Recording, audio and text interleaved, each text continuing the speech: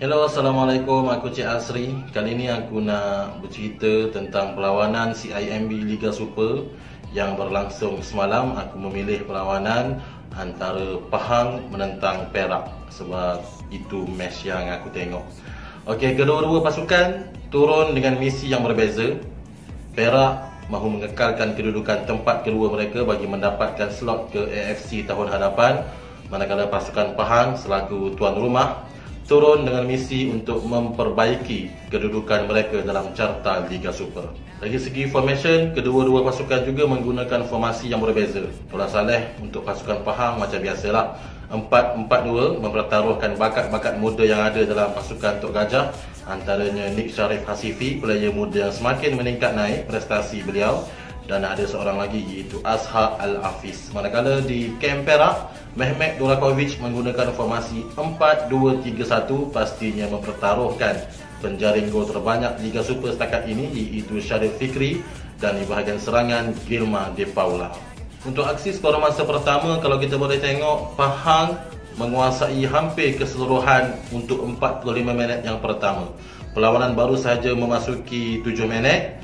Gerakan yang bermula daripada Ivan Carlos dihantar kepada Nik Sharif Hasifi sebelum Nik Sharif menghantar kepada Ardinesh untuk mencetak gol pertama pasukan Pahang. Pahang terus melancarkan serangan untuk mencari gol yang kedua, dan hasilnya pada minit ke-26 sekali lagi Nik Sharif Hasifi, kalau tadi dia assist, untuk gol yang kedua ini beliau berjaya melepasi Rafiuddin sebelum membawa masuk bola ke dalam kotak penalti dan melakukan percubaan kencang bagi meletakkan pasukan Pahang selesa 2-0.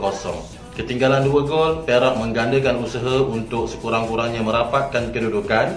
Kalau kita boleh tengok minit ke-33 bagaimana gerakan yang aku rasa agak laju sebenarnya daripada pemain Perak iaitu J. Partivan yang melakukan crossing ke dalam kotak penalti pasukan Pahang, namun hantaran beliau berjaya dibaca dan ditangkap kemas oleh Helmi Eliza.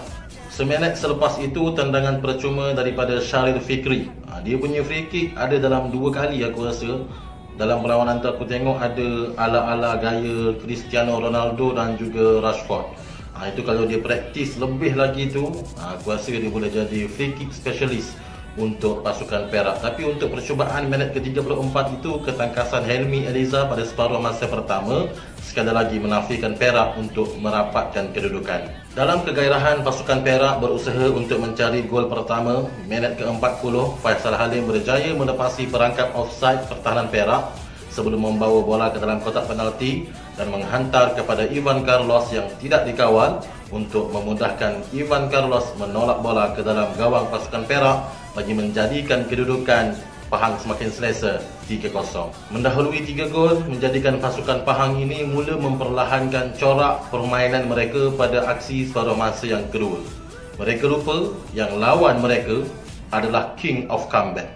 Hanya 2 minit sahaja diperlukan oleh pasukan Perak apabila tendangan lencong daripada J. Partivan dari luar kotak penalti berjaya melepasi jangkauan Helmi Eliza untuk menjadikan kedudukan 3-1, dan aksi separuh masa kedua memperlihatkan Perak berubah 360 darjah dari segi taktikal mereka, dan 45 minit yang kedua itu juga menyaksikan Perak kontrol hampir keseluruhan perlawanan. Dah kena sebiji, awal-awal separuh masa kedua Bola Saleh seperti biasa, maintain, relax, cool je.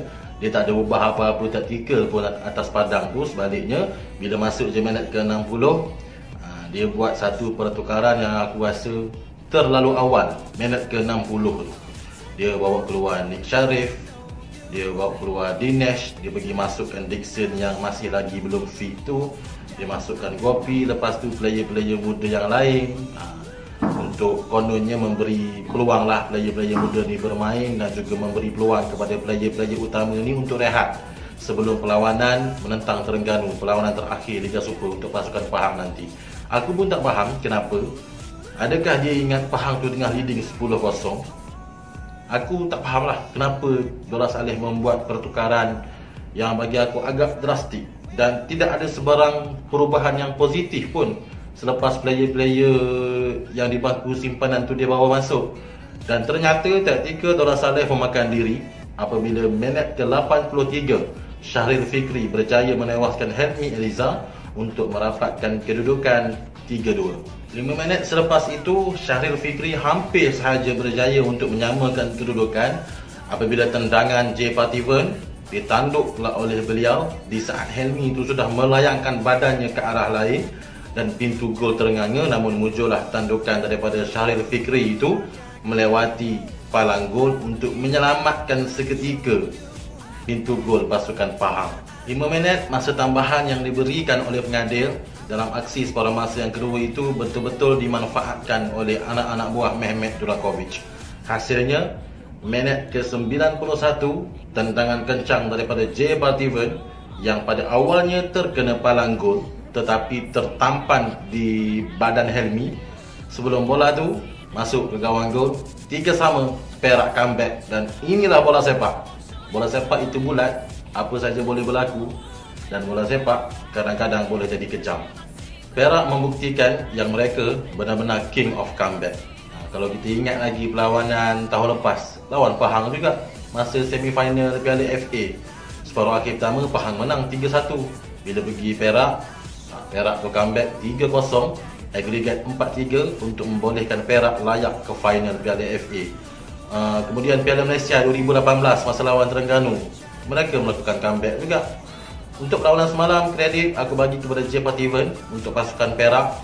Beliau banyak membantu rakan-rakan sepasukan untuk melakukan comeback di Darul Makmur semalam. So comeback is real.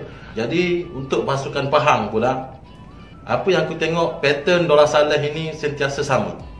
Bila dah leading lebih daripada 2 gol, mereka terlalu selesa sehingga membuat kesilapan dan membuka ruang kepada pihak lawan bagi melakukan sesuatu yang tidak memihak kepada pasukan Tok Gajah ni. Okey, dekat sini aku ada satu produk makanan yang aku nak share dengan korang untuk peminat coklat dekat luar sana. Ni namanya Chokodak dan rasanya pun memang sedap. Produk ni memerlukan support daripada korang. So siapa-siapa yang nak beli, aku ada letakkan link WhatsApp dekat bawah. COD seluruh negeri, tunggu je depan pintu rumah, depan tangga, dihantar sampai ke pintu rumah. Sekarang kan orang suka benda yang senang macam tu. Untuk order apa semua, link WhatsApp aku letak dekat bawah. IG pun ada untuk kau tengok pelbagai pilihan-pilihan coklat yang ada lah. Bukan ni sajalah, ada banyak. Tengoklah nanti dekat Instagram tu. Boleh makan sambil tengok bola ke apa. Kalau siapa-siapa nak jadi agent pun boleh. Kau kontak je nombor dekat bawah tu nanti. Untuk saingan Liga Super, ada lagi satu baki perlawanan. Pahang akan bertandang ke Terengganu, manakala Perak akan melayan kunjungan pasukan Kedah. So good luck, selamat maju jaya untuk kedua-dua pasukan dan juga untuk kesemua pasukan yang beraksi dalam CIMB Liga Super 2020. Sebarang pandangan, komen, cadangan letakkan saja di bawah. Dan seperti biasa, jangan lupa subscribe, like dan juga share. Belajarlah sesuatu dan buatlah terlebih dahulu. Jangan belajar semua benda tapi satu pun tak buat. Aku jumpa korang dalam video yang akan datang. Terima kasih kerana menonton. Bye-bye.